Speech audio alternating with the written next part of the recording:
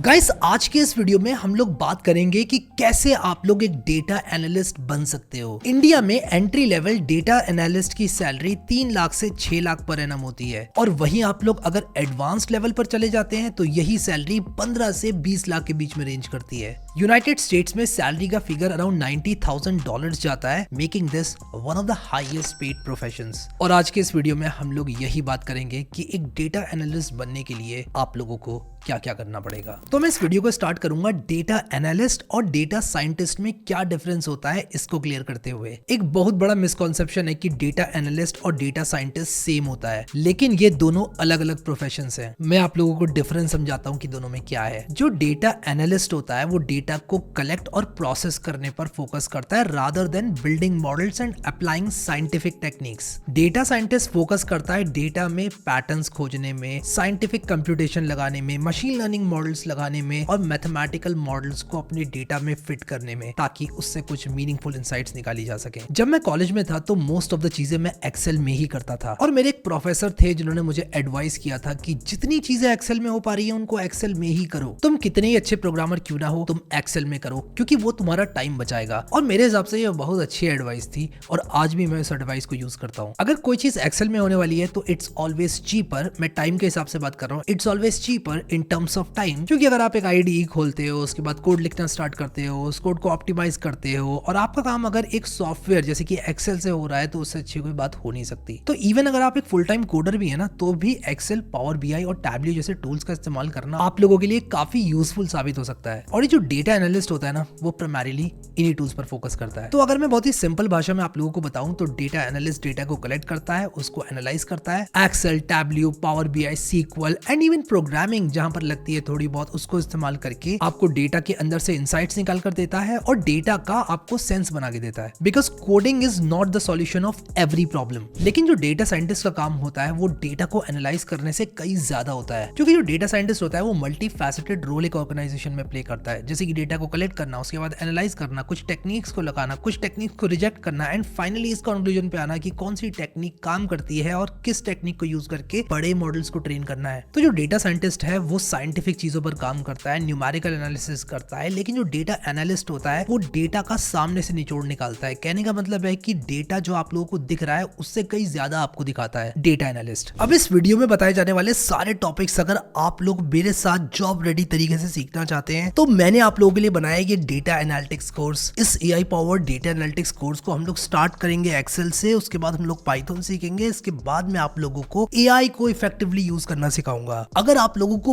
बिल्कुल भी कोडिंग नहीं आती है ना, तब भी आप लोग इस कोर्स में एनरोल कर सकते हैं। सिर्फ इतना ही नहीं, इस कोर्स में एनरोल करने के बाद आप लोगों को कुछ डेवलपर टूल्स एकदम फ्री ऑफ कॉस्ट मिलेंगे। आज की तारीख में जो मार्केट में कोर्सेज अवेलेबल है वो काफी पुराने तरीके से डेटा एनालिटिक्स सिखाते हैं और आज की तारीख में एक AI powered data analytics course बहुत बड़ी जरूरत है। अनलाइक 40, 50, 80 या 90 हजार रुपए में मिलने वाले कोर्सेज जो कि एकदम अफोर्डेबल नहीं होते हैं, ये कोर्स एकदम अफोर्डेबल है। मैंने इसको डिजाइन किया है ये बात को दिमाग में रखते हुए कि आप इसको कंप्लीट करें। इनफैक्ट मेरे स्टूडेंट्स मुझे फीडबैक देते हैं कि मेरे कोर्सेज वो हमेशा कंप्लीट करते हैं और कुछ लोग तो ये भी कहते हैं कि my courses were the only courses जो कि उन्होंने पूरे कंप्लीट किए, और सुनकर मुझे काफी अच्छा लगता है। तो डिस्क्रिप्शन में दिए हुए लिंक पर क्लिक करके आप लोग इस कोर्स में एनरोल कर सकते हैं। I look forward to seeing you in this course. And with that said, हम लोग एक एक करके देखते हैं वो कौन सी स्किल्स हैं जो कि आप लोगों को एक सक्सेसफुल डेटा एनालिस्ट बनने के लिए चाहिए। नंबर 1 पर मैंने जो रखा है वो है एक्सेल। और एक्सेल अकेला अगर आप लोगों ने सीख लिया then you are an amazing data analyst. बहुत सारे लोगों को लगता है कि एक्सेल को मत सीखो, कोडिंग कर लो, पैंडा सीख लो, उसमें प्रोग्रामेटिकली सब कुछ हो जाता है। और कहीं ना कहीं पहले मैं भी ऐसा ही सोचता था, लेकिन जब मैंने एक्सेल को सीखा, कॉलेज में इतनी एक्सेल करी कि मैंने एक्सेल को मास्टर किया, और जब भी मैं एक्सेल को यूज करता हूं तो लोग देखते हैं और कहते हैं वाओ, तुम कोडर होकर एक्सेल यूज कर रहे हो। और मेरा जवाब होता है हाँ भाई, मैं कोडर होकर एक्सेल यूज कर रहा हूँ डेफिनेटली। अगर मेरा 4 क्लिक में काम हो रहा है तो why would I spin up an IDE और उसमें कोड लिखूंगा, कोड रन करूंगा एंड इवेंचुअली सेम रिजल्ट ही तो मुझे मिलेगा। फॉर एग्जाम्पल, अगर मुझे एक कॉलम में 50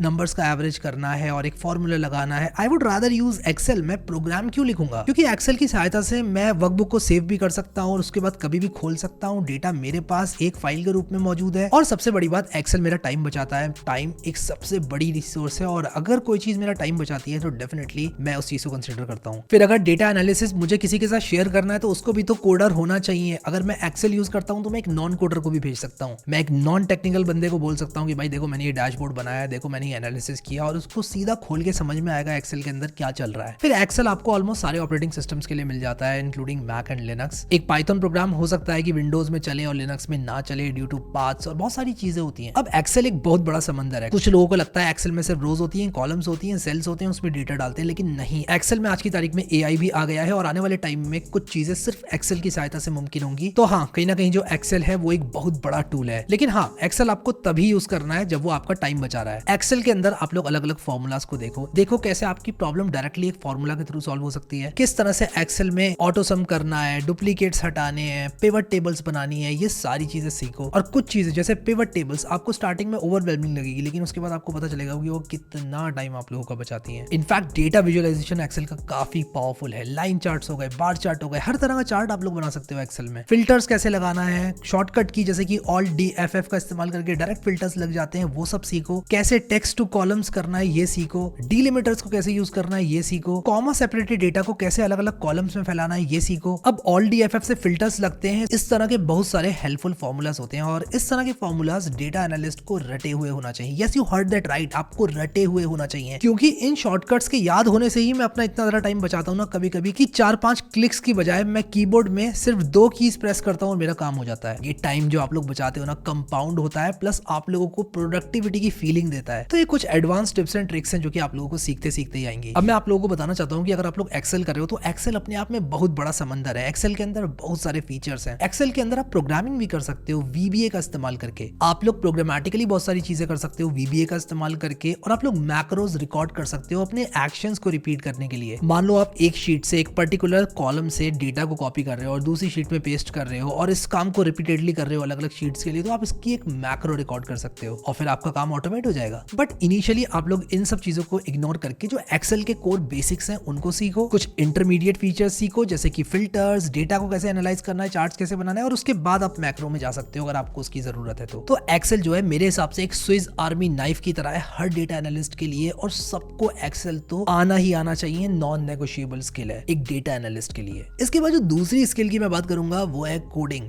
yes, you heard that right, coding. अब मैं यहाँ पर आप लोगों से ये नहीं कह रहा हूँ कि आप एक बहुत ही हाई लेवल के कोडर बन जाओ, एक ऐसे कोडर बन जाओ जो सब काम कर रहा है, लेकिन कम से कम आप लोग बेसिक पाइथन प्रोग्राम्स तो लिखो, क्योंकि sometimes coding can be a life saviour. क्योंकि कुछ चीजें आप लोगों को ऐसी करनी पड़ेंगी जो कि ना एक्सेल कर सकता, ना उसका कोई सॉफ्टवेयर होता है। आप लोगों को कस्टम लॉजिक बना के कुछ चीज को रिपीटेडली करना है और उसमें कोडिंग आपको बहुत ज्यादा हेल्प करेगी। मैं कोई बहुत एडवांस कोडिंग की बात नहीं कर रहा हूँ, तो मैं आप लोगों को सजेस्ट करूंगा कि आप लोग पाइथन प्रोग्रामिंग सीखो, क्योंकि एकदम बेसिक है, सिंपल है। लर्निंग कर्व इसका ऐसा है कि आप लोग बहुत कम टाइम में सीख जाओगे। बिलीव मी, 3 महीने में आप लोग बेसिक पाइथन सीख जाओगे। आप भले ही एक्सपर्ट ना बनो, लेकिन 3 महीने में बेसिक पाइथन आप लोग सीख जाओगे और उसको काम में लेना शुरू कर दोगे। इसके बाद आप लिनक्स को सीखो, कुछ बेसिक लिनक्स के कमांड सीखो अगर आप लोग लिनक्स बेस्ड सिस्टम्स में काम कर रहे हो, जो कि आप लोग करोगे ही अगर आप किसी बड़ी ऑर्गेनाइजेशन के लिए काम कर रहे हो तो। फिर एक बार आपको बेसिक पाइथन आ गया तो आप चीजों को समझने लगोगे और आप कम से कम एक कॉपी पेस्ट कोडर बन जाओगे। चैट जीपीटी क्या प्रोग्राम्स जनरेट कर रहा है आप लोग बहुत अच्छी तरह से समझोगे। स्टैक ओवरफ्लो से आप लोग कुछ प्रोग्राम्स को अडॉप्ट कर पाओगे अपने वर्क फ्लो में। अब अगर प्राइमरीली आप एक डेटा एनालिस्ट हो तो इट्स फाइन, टाइम के साथ साथ आप अपनी स्किल्स को इंप्रूव ही करोगे। तो अगर आप लोग पाइथन सीखना चाहते हो तो मैं आप लोगों को सजेस्ट करूंगा अपना 10 आवर वाला पाइथन कोर्स, जो कि फ्री ऑफ कॉस्ट यूट्यूब पर अवेलेबल है। उसका लिंक मैं डाल दूंगा आप लोगों के लिए डिस्क्रिप्शन में, उसको आप लोग एक्सेस कर सकते हो। इसमें मैंने एकदम स्क्रैच से आप लोगों को पाइथन पढ़ाया। अगर आप लोगों को देखने का टाइम ना हो तो कम से कम डिस्क्रिप्शन में जाके हैंडबुक को डाउनलोड कर लेना, और मेरी जो चीट शीट है पाइथन की उसको जरूर डाउनलोड कर लेना, बहुत काम आएगी आपके। मैंने हैंडबुक खुद लिखी है, चीट शीट भी लिखी है और हैंड रिटन नोट्स भी मैंने लिखे हैं, लेकिन अभी मैंने उसको डिजिटल वर्जन में कन्वर्ट कर दिया है, तो आप लोग एक्सेस कर सकते हो अपनी कन्वीनियंस के हिसाब से। फिर इसके बाद पैंडास एंड नंपाई होता है पाइथन में, जो कि आप लोगों को ऑलमोस्ट कुछ भी डेटा से करने में हेल्प करता है। फॉर एग्जाम्पल, अगर आप लोग एक एक्सेल शीट को रीड करना चाहते हो एंड लेट्स से आप उसमें से डुप्लीकेट्स रिमूव करना चाहते हो, आप प्रोग्रामेटिकली कर सकते हो। मैं पांडास नंपाई को तब इस्तेमाल करता हूं जब मुझे लगता है कि कोई टास्क है which is too complicated for Excel, या मुझे नहीं पता कि एक्सेल में उस टास्क को कैसे करना है, तो मैं प्रोग्रामेटिकली खुद से उसका लॉजिक लिखता हूं। अब आप लोग एक्सेल के डेटा को रीड कर सकते हो पैंडास से, और एक्सेल के डेटा को डंप भी कर सकते हो एक नई फाइल में। लिटरली इसमें एक फंक्शन होता है df.toXL, जो कि आप लोगों को आपके पैंडास डेटा फ्रेम को एक एक्सेल शीट में कन्वर्ट करके देता है। सुपर कन्वीनियंट होता है ये, तो पैंडास जरूर सीखो। अगर आप लोग पैंडास के बेसिक्स क्विकली सीखना चाहते हो तो मैं आप लोगों को रिकमेंड करूंगा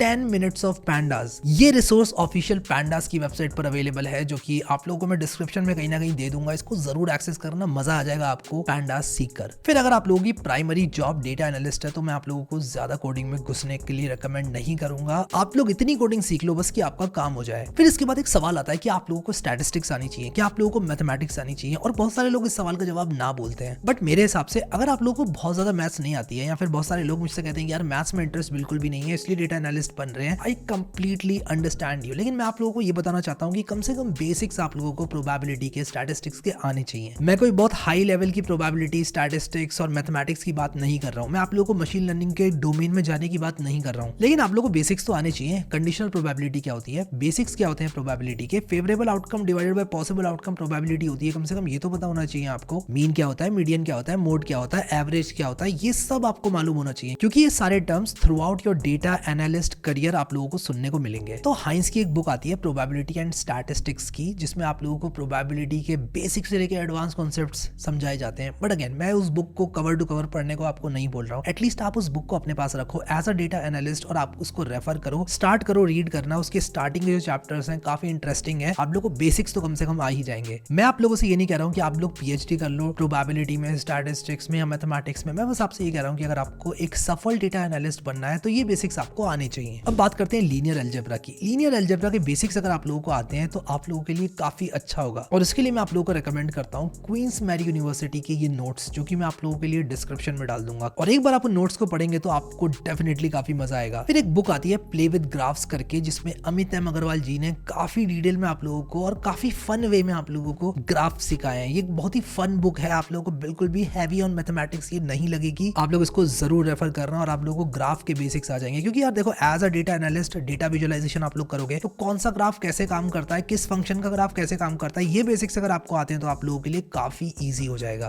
क्योंकि सोचो जरा, आप लोगों ने कोई डेटा का एनालिसिस किया, उसको विजुअलाइज करवाया और आपको ही नहीं पता कि आपका ग्राफ क्या विजुअलाइज करवा रहा है और उसको क्यों इस तरह से विजुअलाइज करवाया जा रहा है। अब कई लोग कहेंगे कि यार ग्राफ्स में क्यों पढ़ूं, मैं तो डेटा एनालिस्ट हूं। आपको एज अ डेटा एनालिस्ट काफी ग्राफ्स बनाने पड़ेंगे डेटा को विजुअलाइज करवाने के लिए, इसलिए ग्राफ्स को सीखना, कम से कम बेसिक्स को सीखना तो यार बहुत ज्यादा इंपॉर्टेंट है। एंड इन माय ओपिनियन ये सारी चीजें थोड़ी थोड़ी आप लोगों को जरूर आनी चाहिए। डेटा एनालिस्ट एक ऐसा प्रोफेशन है कि ये सारी चीजों का ज्ञान आप लोगों को थोड़ा थोड़ा तो भाई होना ही चाहिए। अब इसके बाद अगला मेन टॉपिक जो कि आपको आना चाहिए वो है पावर बीआई एंड टैबलू। अब अगर आप लोग पावर बीआई एंड टैबलू में कंफ्यूज्ड हो कि यार पहले मैं कौन सा करूं, मैं कहूंगा आप लोग पावर बीआई कर लो। ये माइक्रोसॉफ्ट की तरफ से है एंड एक काफी पावरफुल टूल है। इसके अंदर एआई भी है और ये माइक्रोसॉफ्ट के प्रोडक्ट्स जैसे कि एज्योर और माइक्रोसॉफ्ट ऑफिस के साथ काफी सीमलेसली इंटीग्रेट होता है। अब जैसे कि आपको पता है कि Microsoft is heavily investing in AI और माइक्रोसॉफ्ट के काफी धमाकेदार एआई टूल्स आने वाले टाइम में भी आने वाले हैं। ओपन एआई के साथ डील भी है और एआई का इस्तेमाल अगर आप लोग आज की तारीख में नहीं कर रहे हो तो आप लोग डेफिनेटली पीछे रह जाओगे। एआई एक ऐसी चीज है जो कि आप लोगों को सीखना चाहिए, यूज करना चाहिए, अपने डेली वर्कफ्लो का हिस्सा बनाना चाहिए उसको। अब इसका मतलब ये नहीं है कि टैबलू नहीं सीखना है। टैबलू में अपने कुछ अच्छे फीचर्स है, उसमें डैशबोर्डिंग काफी अच्छी होती है, कुछ ऐसे फीचर्स होते हैं जो कि पावर बीआई में आप लोगों को देखने को नहीं मिलेंगे। इसलिए हम लोग को स्टार्ट करना है पावर बीआई से और उसके बाद टैबलू को भी सीखना है। फिर प्रॉब्लम के हिसाब से हम अपना टूल डिसाइड करेंगे कि हम पावर बीआई यूज करें या टैबलू यूज करें। अब इसके बाद अगला टूल जिसकी बात करूंगा वो है एसक्यूएल। एसक्यूएल आनी ही चाहिए आपको,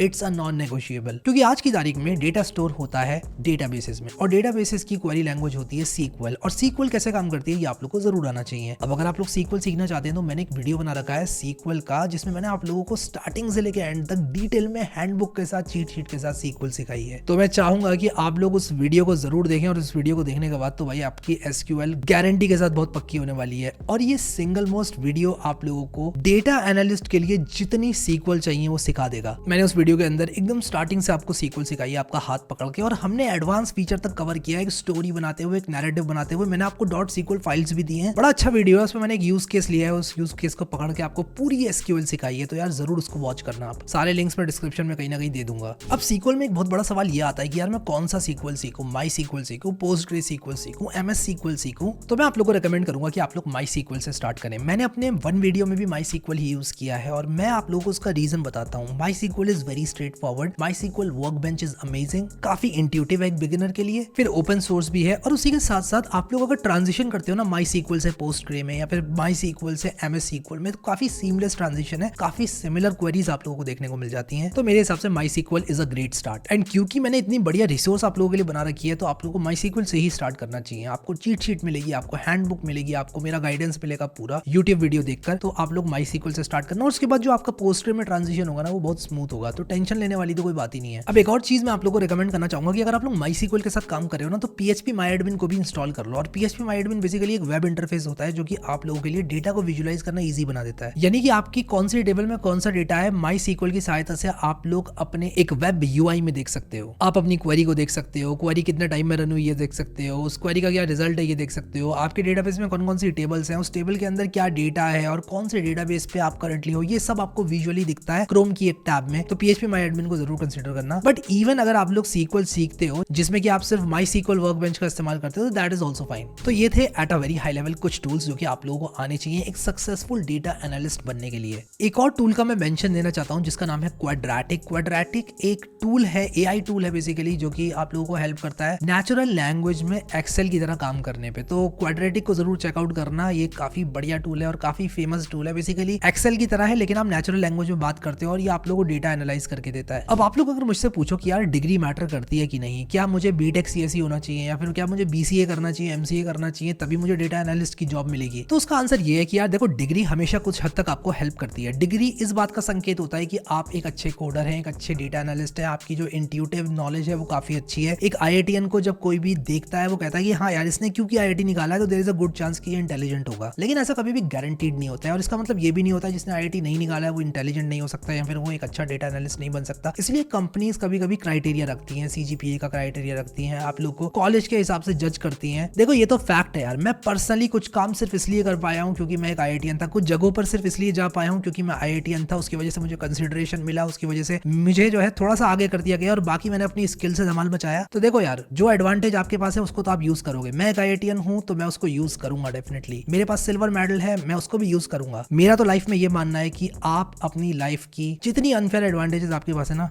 उसको बेतहाशा इस्तेमाल करो। और मुझे ऐसा लगता है कि इसमें कुछ भी गलत नहीं है। अगर आपके पास एक स्किल है, आपने डेफिनेटली कुछ मेहनत करी है, उसके बाद आपको वो स्किल मिली। अगर मैं IITian हूँ तो मैंने कहीं ना कहीं मेहनत करी है, उसके बाद मैं IIT गया। अगर मैंने सिल्वर मेडल लिया IIT के अंदर जाके तो कहीं ना कहीं मैंने मेहनत की है उसके लिए, तो डेफिनेटली मैं उसको यूज करूंगा। अगर मैं एक अच्छा प्रोग्रामर हूँ और मुझे उससे कुछ फायदा मिल रहा है, मुझे कुछ काम मिल रहा है, मैं कुछ पैसे कमा पा रहा हूँ, या लेट से मैं सिर्फ अपनी इस स्किल की वजह से कोई ऐसा काम कर पा रहा हूँ जो कि मुझे काफी अच्छा लगता है, मान लो मैं ट्रैवल करना चाहता हूँ और उसकी वजह से मुझे एक फॉरेन इंटर्नशिप मिल रही है, तो डेफिनेटली मैं उसको लूंगा। तो कुल मिलाकर डिग्री हेल्प करती है। बट अगर आपके पास डिग्री नहीं है, आप अपनी लाइफ की एक ऐसी स्टेज में जहां पर आप स्विच करना चाहते हैं डेटा एनालिस्ट में और अभी आप किसी और जॉब में स्टक हैं, मैं आप लोगों को इस बात की एश्योरिटी देना चाहता हूं कि आप कर सकते हैं। लेकिन मैं आपसे एट द सेम टाइम झूठ भी नहीं बोलना चाहता कि डिग्री मैटर नहीं करती है, IITians मैटर नहीं करते हैं। देखो, अगर लाइफ में सवाल उठ रहा है ना कि क्या ये चीज मैटर करती है कि नहीं करती है, तो वो करती है, क्योंकि अगर नहीं करती होती ना तो ये सवाल ही नहीं उठता कि क्या ये चीज मैटर करती है। सो डिग्री हेल्प्स, लेकिन एक टाइम के बाद आपको क्या आता है ये सबसे ज्यादा मैटर करता है। And at the same time अगर आप IITian हैं, सिल्वर मेडलिस्ट हैं, आपके पास सारी की सारी जो है क्वालिफिकेशन, मेडल्स एंड डिग्रीज हैं और उसके बाद भी आप बेसिक काम नहीं कर पा रहे हो, तो कंपनी आपको कंसीडर नहीं करेगी। इवेंचुअली ऐसे लोगों को ले ऑफ ही कर दिया जाता है अगर वो कंपनी के लिए बिल्कुल भी काम नहीं कर रहे हैं तो, क्योंकि at the end of the day company को आपसे काम चाहिए। कितना भी बड़ा मैनेजमेंट हो, कितनी भी बड़ी कंपनी हो, आपको अगर काम नहीं आता तो वो कंपनी आपको कंसीडर नहीं करेगी इन द लॉन्ग रन। तो मैं इस वीडियो को कंक्लूड करना चाहूंगा ये बोलकर कि देखो भाई, ये एक लंबी जर्नी है। आप शुरू के 2-3 महीने में डेफिनेटली स्टार्ट कर सकते हो काम करना, डेटा एनालिस्ट बन सकते हो एक बेसिक लेवल के, लेकिन आने वाले टाइम में आप जितनी मेहनत करोगे उतना स्किल सेट आपका इंप्रूव होगा और उतने बेहतर डेटा एनालिस्ट आप बनोगे। एक्सपीरियंस है, अगर आप एक्सेल को यूज करते जा रहे हो, उसके नए नए फीचर्स एक्सप्लोर करोगे, हर महीने एक नया फीचर एक्सप्लोर करोगे, आने वाले टाइम में आपका एक्सपीरियंस बोलेगा आपके लिए। तो जितने आप लोग प्रोजेक्ट्स करते जाओगे, जितना कॉम्प्लेक्स एनालिसिस करते जाओगे, उतनी क्लैरिटी आपको आती जाएगी और उतने ही आप डिसीजन मेकिंग में अच्छे होते जाओगे। तो आई होप कि आप लोगों को ये वीडियो अच्छा लगा एंड आई होप कि इस वीडियो से आपको काफी क्लैरिटी मिली। मैं डिस्क्रिप्शन में आप लोगों के लिए सारी यूजफुल रिसोर्सेज डाल दूंगा ताकि आप लोग उनको एक्सेस कर पाए। उसी के साथ साथ मैं अपने डेटा एनालिस्ट कोर्स का भी लिंक आप लोगों के लिए डिस्क्रिप्शन में डाल दूंगा, तो उसको भी आप लोग एक्सेस जरूर करना। I hope this video was helpful. Thank you so much guys for watching this video and I will see you next time.